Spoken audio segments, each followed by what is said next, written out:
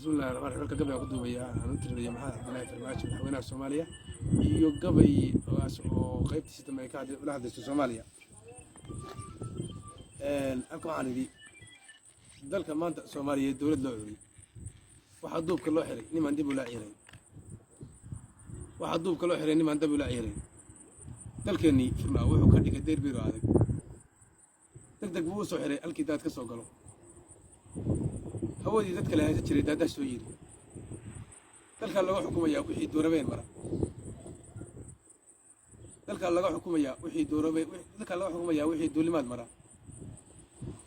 dowka la hagayo dastuur buu soo rogay wuxuu doorabeenkii ku xiray daaqilkii xamar wixii aan diiwaankiisa marin dibad ma aadan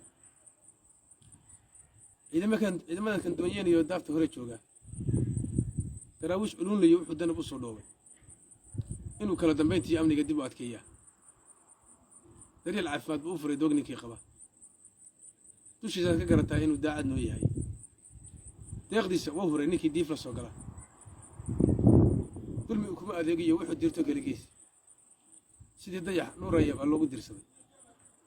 farmaajo sidii dayax nuuraya baa loogu dirsaday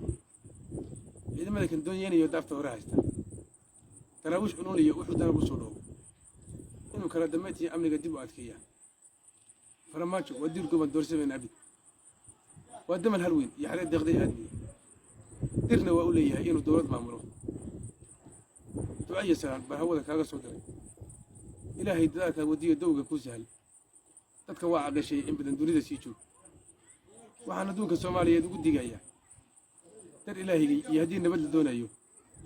dadku waa duriyad wada dhashay diir walaalaah dibdhac bay qabyaalada dhashay dir iyo leeleen waa inaan darnaashiyan caybkii ka durugnaa inagoo xaqo soo degiyo diinta garanayna dad islaam gaalada ma ay dabadabaystaan waa inaan dadaal wada galnaa oo istaninaa isku duubnideen iyo midnimo dulucda saaraa waa inaan duruuf baashitay dib u heshiinaa waa inaan dulqaad iyo tixgelin dibacsan beernaa waa inaan wixii daalin iyo cadowga duugnaa waa inaan istiraansanaa dir iyo daaban waa inaynu dul ayaliyo daacad noqonnaa waa inaan sidii dunyadii layska daaqtagin waa inuu daliilkii sharcigu ina dabaalaa waa inaan dalkeennii burburay dib u astaynaa waa inaynu dowlad iyo shacab dalaga beernaa waa inaan dawaali u furnaa dahabka ceerin waa inaan dhalinta daldalandarag u yeelnaa dalanbaabigii iyo tahriib laga dawoobaa waa inaan dayaxa tiigsanaa laysma daayaco dalku waa habsaamay intaan dowlad noqonayno nabad lagu dekeeyiyo intaan darajo gaarayno dibindaabyo mooyee nimaan duu ka talinaynin intuu idin dayaysiin lahaa hawdanaynina dibna haw jaleecina inaad diif ku noqotaan inta